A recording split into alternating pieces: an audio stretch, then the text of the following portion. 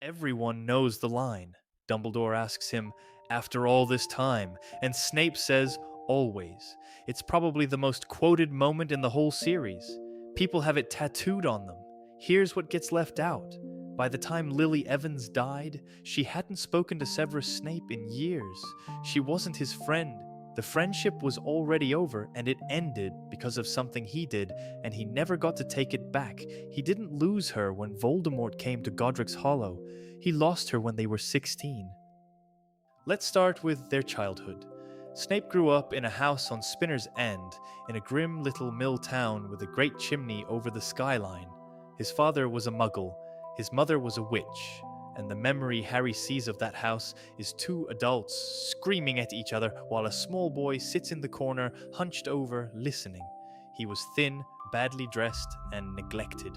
He wore clothes that didn't fit, an old coat that was far too big, a smock that looked like a girl's blouse. Nobody was taking care of him. And a short walk from that house was a playground. There were two sisters at that playground, Petunia and Lily Evans, and there was a skinny boy watching them from behind the bushes. He wasn't there for both of them. He was there for Lily, because Lily could do something the other children couldn't. She could make a flower open and close in her palm without touching it. She could jump from a swing and hang in the air a moment too long. He'd been watching her for a while, working up to this, and when he finally came out from behind those bushes, he told her the truth that nobody else on Earth could have told her. She was a witch. Think about what that means. Everything Lily Evans becomes, Hogwarts, her friends, her husband, her son, the sacrifice that saves the wizarding world, starts with a lonely boy in a too big coat deciding to walk out of the bushes and tell her who she was. It starts with Snape. It went badly at first. Petunia was frightened, then rude, and called him out for spying and told Lily where he came from, down by the river in the poor part of town, like the address alone was an insult. And Snape said something spiteful back, and the girls left, and he stood there watching them go. He'd been planning that moment for weeks, and he'd ruined it. That's the pattern. But Lily came back, and what follows is the best thing that ever happened to either of them. They became inseparable. He told her everything about the magical world because she had nobody else to ask. What Hogwarts was like, how the houses worked, what Dementors were. He was showing off, and he was also, for the first time in his life, wanted. His home was miserable. Her family was frightened of her, and the two of them had this secret world in the woods behind the houses where neither of those things mattered. They went to Hogwarts on the same train.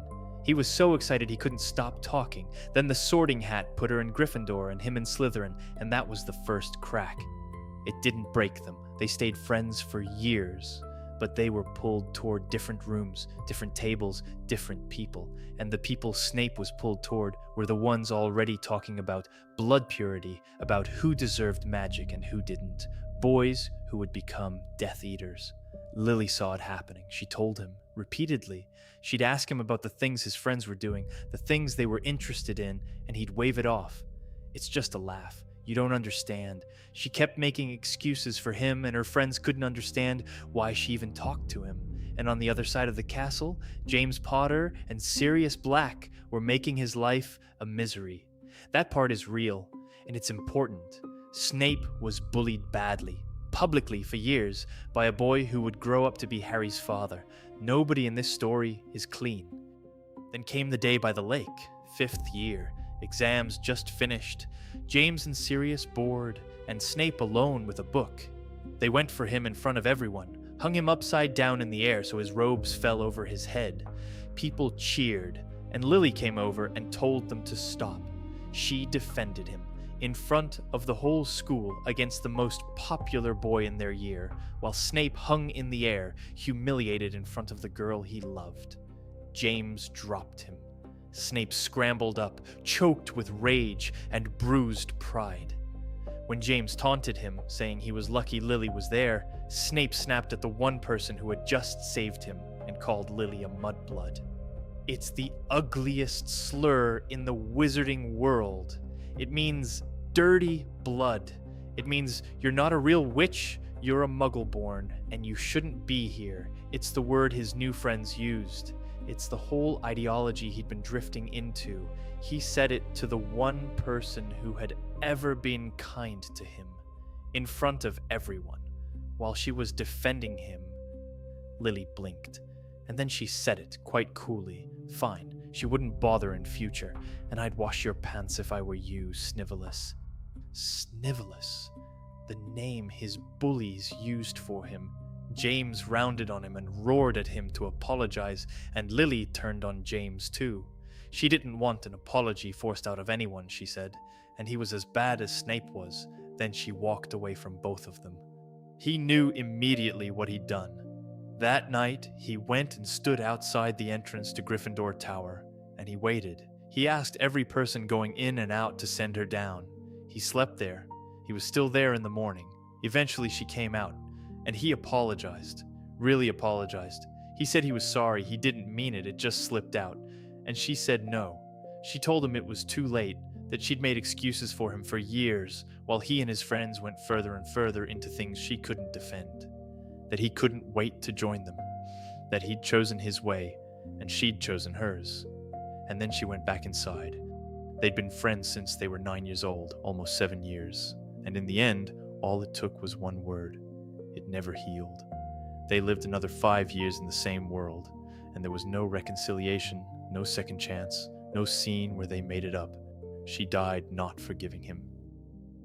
And he did exactly what she said he would. He became a Death Eater, not reluctantly, not tragically. He went and he took the mark and he served. And a few years later, in a pub in Hogsmeade, he overheard part of a prophecy, a child born at the end of July who would have the power to destroy the Dark Lord. And Severus Snape ran to his master and told him he didn't know who it meant, but he handed Voldemort the thing that sent him hunting for a baby. Then he found out which baby. Lily's. He went to Voldemort and begged for her life. Only hers. Not the child, not the husband. He asked the most dangerous wizard alive to spare one woman out of the 3 people in that house, and to do whatever he liked with the other 2. And when that wasn't enough, when he realized Voldemort might not keep that promise, he went to Dumbledore on a freezing hilltop and begged him to hide her. Dumbledore asked him what he'd give in return, and before that, he also asked about the husband and the son. And when Snape said he'd asked for the mother only, Dumbledore told him flatly that he disgusted him. Snape wasn't being noble. He was a man trying to keep the one thing he wanted, and willing to let a baby die for it. Only then, when Dumbledore pushed, did he say the words, "Hide them all, then. Keep her safe. Keep them all safe." It didn't work. Voldemort went to Godric's Hollow. James died first, buying seconds. Lily could have stepped aside. She was told to. She refused, and put herself in front of a cot. And that choice is what saved her son. Afterwards, Snape went to Dumbledore. And what came out of him wasn't dignified grief. He said he wished he were dead. Dumbledore didn't comfort him. He told him that Lily and James put their faith in the wrong person. He reminded him that Snape had been hoping Voldemort would spare her, and only her. And then he asked what use Snape being dead would be to anyone. The woman he was grieving hadn't spoken to him in years. She died believing he was the boy who chose the wrong side. What he did with the rest of his life is what the last book is really about. He agreed to protect her son, and then, for 10 years, there was nothing to do. Harry was hidden away with his aunt's family, and Snape was in a classroom at Hogwarts, teaching. Then Harry turned 11 and walked into that castle with his father's face and Lily's eyes. 7 years of keeping him alive after that, and at the end, 3 of them with Voldemort back and Snape inside his inner circle, just one slip away from being killed. He protected a boy while everyone in the castle assumed he hated him. He used a counter-curse to keep Harry on his broom. He hid the sword of Gryffindor in a frozen forest pool and sent a doe to lead Harry to it. He killed the only man he trusted because that man asked him to. And near the end, when Dumbledore explained that Harry would have to die and asked Snape whether he'd grown to care about the boy after all this time, Snape didn't answer with words. He cast a Patronus, a silver doe, the same shape as Lily's. 7 years of protecting a woman's son because losing her was his greatest tragedy, and he had ruined her life, and there was nothing left he could do to fix it except this, after all this time. Always. But to be honest, that love didn't make him a good person. He spent those same years bullying children. He terrified Neville so badly that Neville's worst fear in the world was him. He mocked Hermione's teeth. He called a 15-year-old girl an idiot in front of the class. He was cruel in a small, daily, deliberate way to children who had done nothing to him. He was brave and he was cruel at the same time for years, and both things are true. And the last thing he ever does, bleeding out on the floor of the Shrieking Shack, is give Harry his memories. And then he says 3 words, "Look at me." He wanted Lily's eyes to be the last thing he saw. After the night Lily died, Snape spent the rest of his life keeping a promise she never heard him make. She died at 21, still believing he had chosen his side. In the end, he chose her. She never learned about the spying, or the danger, or the boy he kept alive in her place. There was no letter, no moment where she found out. Nothing he did after that corridor ever reached her. And still, right to the end, the only thing inside him strong enough to make a Patronus was her. He never got her back, but he never stopped trying.